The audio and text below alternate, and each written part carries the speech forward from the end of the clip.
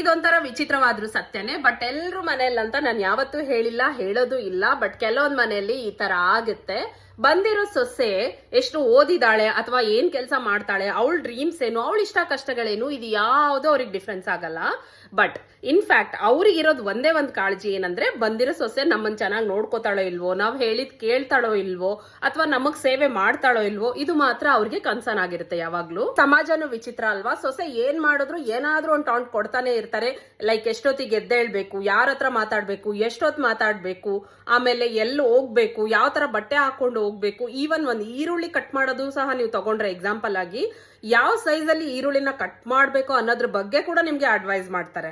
ಸೊಸೆ ಯಾಗದ್ರ ಜೊತೆಗೆ ನಿಮ್ಮ ಡ್ರೀಮ್ಸ್ ಕೂಡ ನೀವು ಫುಲ್ಫಿಲ್ ಮಾಡ್ಕೊಳ್ಳಿ. ಯಾಕಂದ್ರೆ ನಿಮ್ಮ ಇಷ್ಟ ಕಷ್ಟಕ್ಕೂ ಒಂದು ಬೆಲೆ ಇದೆ. ಸೊ ಯಾರು ನಮ್ ಕೆಲ್ಸದಿಂದ ಖುಷಿ ಆಗ್ತಾರೋ ಬಿಡ್ತಾರೋ ಗೊತ್ತಿಲ್ಲ, ಬಟ್ ಕೆಲ್ಸಗಳಂತೂ ನಿಲ್ಲೋದಿಲ್ಲ. ಸೊ ಅದ್ರ ಜೊತೆಗೆ ನಿಮ್ಮ ಸೆಲ್ಫ್ ರೆಸ್ಪೆಕ್ಟ್ ಕೂಡ ಇಂಪಾರ್ಟೆಂಟ್ ಆಗುತ್ತೆ. ಸೊ ನೀವು ಖುಷಿಯಾಗಿರೋದಕ್ಕೆ ಟ್ರೈ ಮಾಡಿ.